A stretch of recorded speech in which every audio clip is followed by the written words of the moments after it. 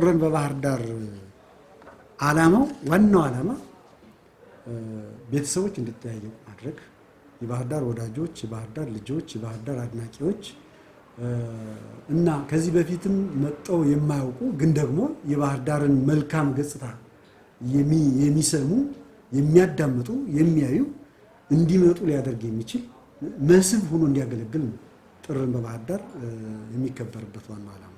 ይሄ እንግዲህ የቅዱስ ጊዮርጊስ ታቦት በጣና ሐይቅ ላይ ሽርሽር የሚደረግበት የሃይማኖታዊ የቅዳሴና የሌሎች መርሃ ግብሮች በጣና ሐይቅ ላይ የሚካሄዱበት ስለሆነ ለየት ያለ ነው።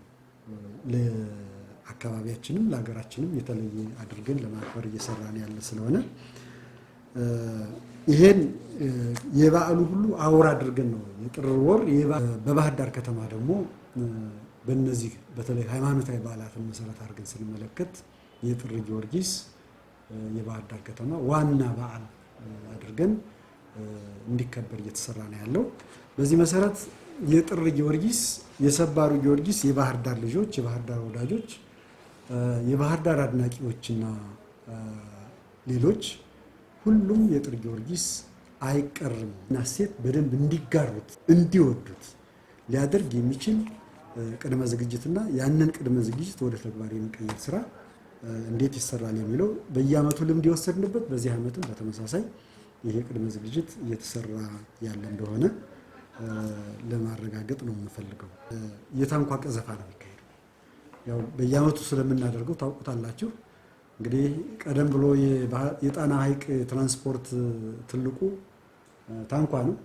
ስለዚህ ይሄ ደግሞ መቀጠል ያለበት ሀብትም እሴትም ስለሆነ ስለዚህ መሰረት አድርገን የታንኳ ቀዘፋ ውድድር ይካሄዳል። ሽልማትም የሚሰጥበት ሁኔታ ይኖራል ማለት ነው። ባህር ዳር ከተማ የቆንጆዎቹ ውድድር ይካሄዳል። የዓመቱ የባህር ዳር ቆንጆ የምትለይበትና አምባሳደር ሆነ የምትሾምበት ጊዜ ይሆናል ማለት ነው። የሚያሸንፉ ወጣት ልጃገረዶች እና ሴቶች በአገር አቀፍም በዓለም አቀፍ ደረጃም ተወዳዳሪዎች እንዲሆኑ የባህር ዳር ትክክለኛ የቱሪዝም አምባሳደር የቱሪስት መዳረሻ መሆኗን ፕሮሞት የሚያደርጉ እንዲሆኑ የፊልም እና የኪነ ጥበብ ምሽት እንዲካሄድ ይደረጋል ማለት ነው። እንግዲህ ባህር ዳር ከተማ በጣና ዳር እና አባይ ዳር የምትገኝ ጣና ገዳማት ደግሞ ብዙ ታሪካዊ እና ሃይማኖታዊ ሚስጥራት ያሉበት ስለዚህ እዚህ ውስጥ ያሉ ሁሉ የሚነገሩበት የኪነ ጥበብ ስራ ፕሮሞት የሚደረግበት በዚህ ዘርፍ የጻፉ በዚህ ዘርፍ የተመራመሩ በዚህ ዘርፍ ፊልም የሰሩ ሁሉ የሚገኙበትና ከዚህ አኳያ ያለውን ደግሞ ከፍ ተብሎ እንዲነገር የሚደረግበት የሚሰራበት ይሆናል ማለት ነው። ጥር 17 እስከ ጥር 21 የስነ ምግብ ፌስቲቫል ነው። እኛ የአማራ ክልል ከተማ ዋና ከተማ እንደመሆናችን መጠን የአማራ ክልል ሕዝብ የተለያየ የአመጋገብ ስርዓት አለው። የምግብ አበሳሰል ስርዓት አለው።